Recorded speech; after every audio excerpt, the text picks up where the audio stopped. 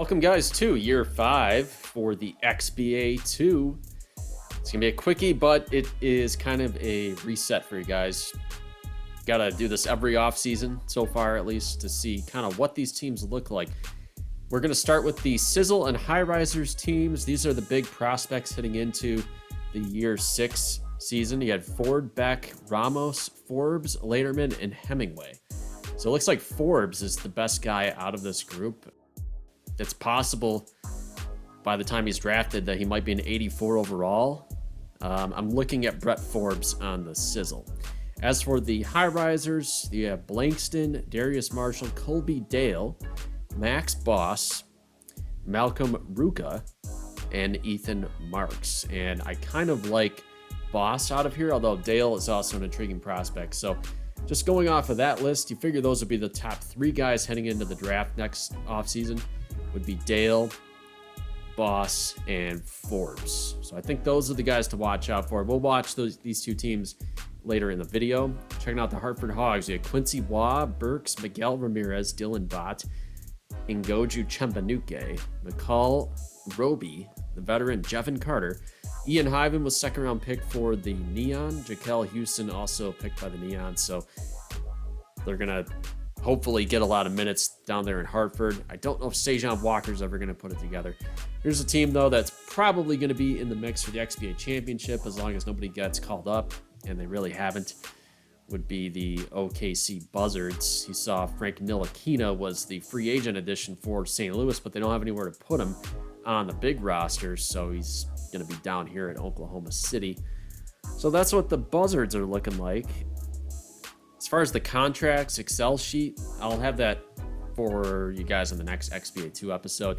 We're not going to dive straight into the playoffs. I am going to have a second XBA 2 episode to finish out the season. Dax Karsten will be down in Salt Lake along with TJ Jacobith, who was an undrafted free agent.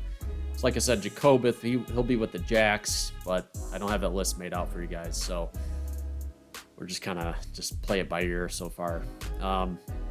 Couple of Coopers on here. You got Axel Cooper and Riker Cooper. And I'm assuming they're related to OJ Cooper, but I don't know that for sure. Orlando Voyagers, Larry Donaldson, second-year point guard out of Florida Gulf Coast. Jaquan Terryfeather, he's coming along okay. Malik Bishop was a free agent addition for Tampa Bay. Lamont Walling is going to start at center for Orlando. Quincy Welsh has been improving. He's a 73 overall right now. And, a couple familiar faces here for the Voyagers. Walter Allard made a big step up. He had a good productive season. Camden Cunningham was a big draft pick for Houston. Houston was entering the season and was so deep at guard especially.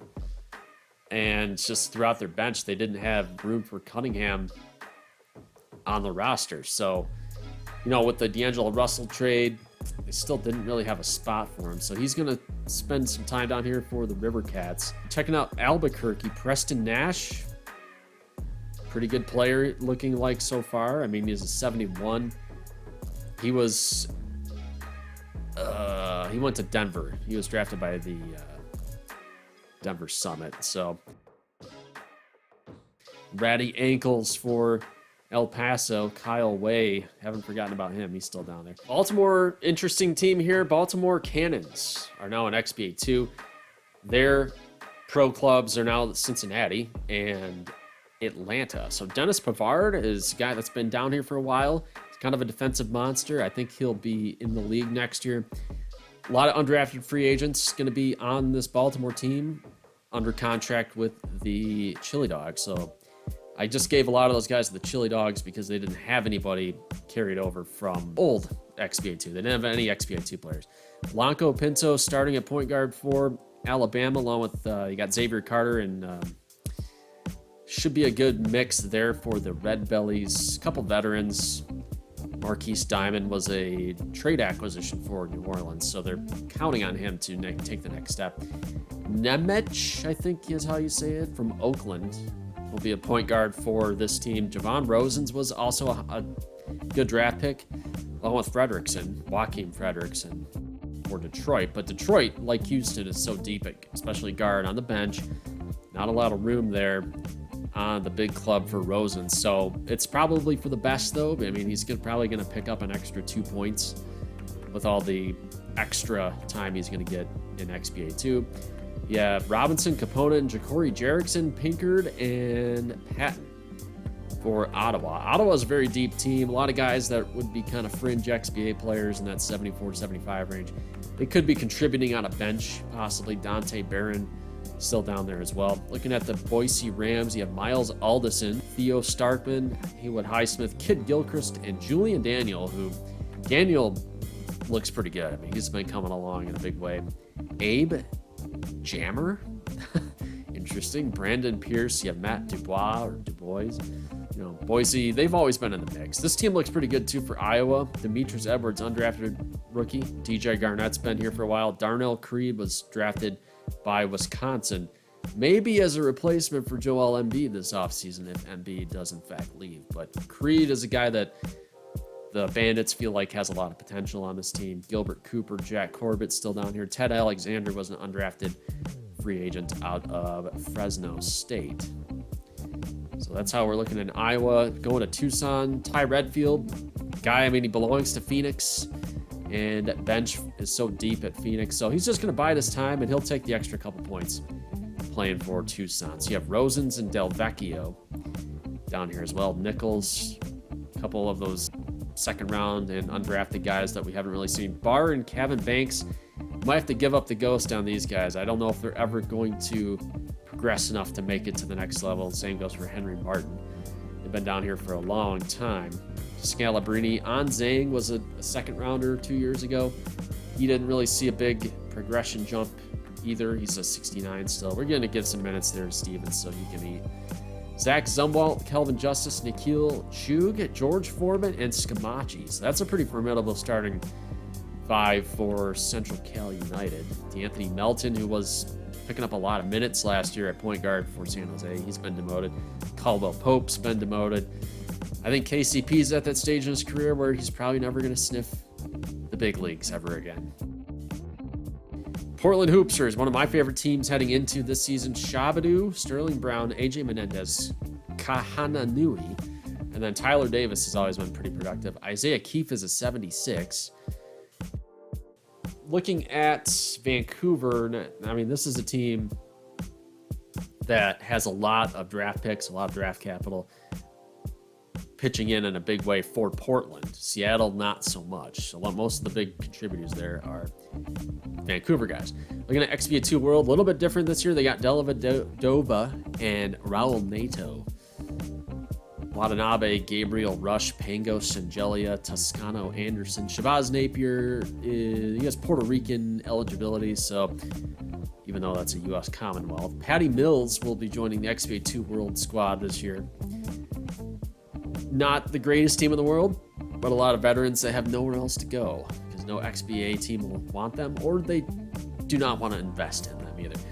XBA 2 Europe still looking pretty solid. They're going to have Nicolo Melli out of Italy.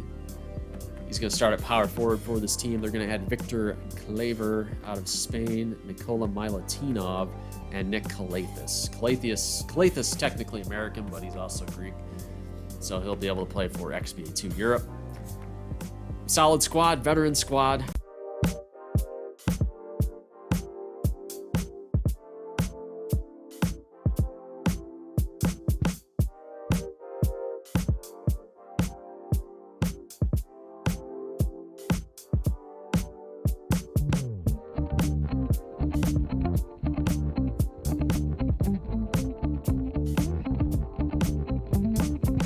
And of course, it's never a new year in XBA 2 without a wrinkle. These guys were released by their XBA 2 host clubs, and they all decided to join up and play for XBA 3 Maine. So guys, you guys know how this works. XBA 2, XBA 3 all kind of play together, and they play against each other a lot. But we've never had an XBA 3 team even sniff the postseason. Postseason last year was expanded to the top 8 teams in each conference. XBA 3 Maine might have a chance to make a run at that top 8. We'll see. I'm going to see how they play. Let's see if they can even get over 500, but it's a solid squad, definitely compared to other XBA 2 and XBA 3 teams. All right, checking out this game here, we have the Sizzle and the Alabama Red Bellies. Blanco Pinto is going to get the scoring underway for 2. Good defense there by Laderman. Laderman is a big dude, 7'1". He is a cousin, not a brother, of Ronan and Aton Laderman. So Team Israel here is shaping up pretty good. Forbes is going to get this underway. He's got a bit of a Christian Laettner kind of energy going on. I feel like he's kind of a jerk. People don't like him. He's annoying. He gets under your skin. But that's in a good way, too. You know, we saw that last year with Preston Burnside. There's Hemingway for 3. And charging down the court again, it will be the backup point guard, 6th man here, Hemingway. So the way I'm looking at this, there's Marquise Diamond for a dunk there. Sizzle up by 2. There's Ford. He's got a good shot for sure. The way I'm looking at this here for Sizzle and High Risers, they got 10 prospects heading into the draft. Probably, well, 12. 12 of the top 20 players probably you're going to be seeing here on this XBA 2 video here. Look at again, it's going to be Forbes underneath. We got a 2-ball for Xavier Carter, and then a good block. Xavier Carter, the 2nd-round pick this year for the Jacksonville Jump. And Blanco Pinto will score right before the half. All right, so the Red Bellies are up 45-44. Forbes is your top scorer with 13. There's a 3-ball good by Gary Payton. Got a tie game right now, Isaiah Whitehead. So the veteran point guards going back and forth here, 72-71. Patrick Patterson's going to chuck it, and then Zeller right there to clean it up. Victor Armstrong, where are you at, man? Play a little bit of defense. Alabama gets the lead back. Forbes going to just flip it to Ford. It's kind of hard to get those names straight. Forbes and Ford. Forbes scores again, 7-point lead. No good, and there's Carter going to throw it in again. 89-84 right now. Hemingway, Ford 2.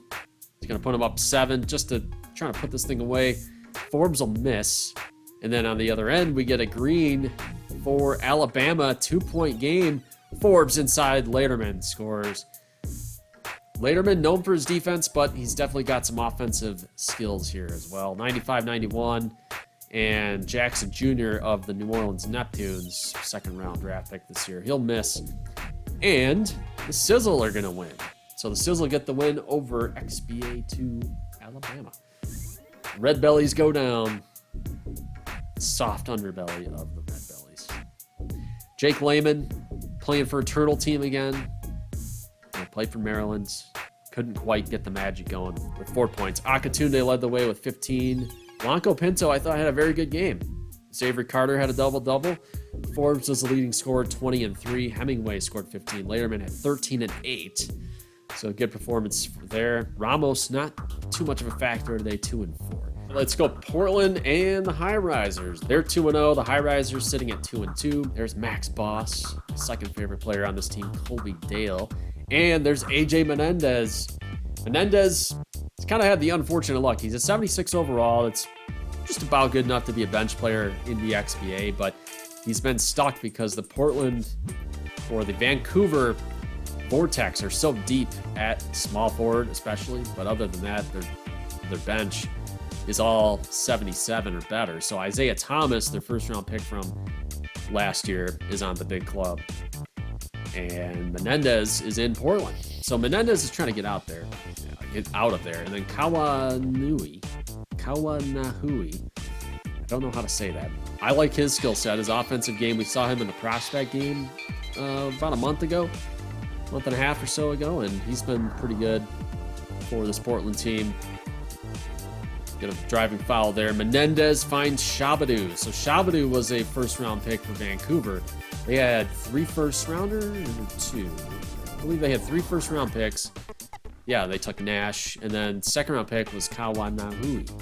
So I like the chemistry that Menendez is going to pick up down here with him and Shabadoo. You see him assisting Joey Shabadoo there. And then before the half, Shabadoo scores. Portland up comfortably here. Ethan Marks, we didn't see any highlights there. He's got 6 and 4 right now. Menendez with 13. So a good game for Menendez and Kawanahui for 3. Portland's up big. There's Max Boss. No relation to Sal, as far as I know. Oh, we get a strip there by, it was Royce. Second round draft pick, he got stripped there. And then Marks, run with it, man. He finally takes it in, slams it down. Royce is going to throw it into Sterling Brown and right underneath the basket. How do you miss that? Another fast break opportunity. TJ Augustine scores for the High Risers. Not looking good there. Wilkins makes a nice play. He was a second round pick last year for Seattle. And then Royce will score. I can't say Royce's last name. I don't know how to say it. He's from Cameroon. Isaiah Keefe for 3. It'll be 83-76. There's Darius Marshall for 2. Marshall's kind of a good defensive player. That's kind of his MO. We're going to miss Menendez. So Menendez and Dale, they're going back and forth here. I kind of like what they have going on. It's been pretty entertaining so far. Portland in control of this game. And Kahananui for 2 is going to miss. And Dale gets it. There's Boss. Boss going to throw it down. 85-80. We get another turnover. Ruka finds Marshall. One man to beat. Goes into Boss again, and Boss will score. Here's Tyler Davis for 3. Just chucking it up. 3 is good. 97-92. Dale beats Menendez. Gets to the line. 97-94. Kahananui for 2. 99-94. We got 53 seconds. Making 45. And a screen gives Dale just enough space to get around Menendez. Menendez pitches it inside. Tyler Davis, no good. And Ruka picks up the rebound. It'll be 99-96. Boss just weaves his way inside. Not much resistance there. It's a 1-point game. And they're going to the line. Shabadoo misses the first. 99-98 still. 19 seconds. Clutch free throw here. Shabadoo will convert. High Risers call timeout. 2-point ball game. Marshall, 5 seconds. Darius Marshall, can he get closer? He's going to take it 2. He's open, and he nails it with 0.3 seconds. High Risers got to feel good here. Don't think they can get the shot off, and Shabadoo's got no chance to get that shot off. We're going to OT. 106-106. Keefe misses the 3. Marks gets it. 3 ball by Bankston. And a miss there. Tyler Davis right underneath the basket.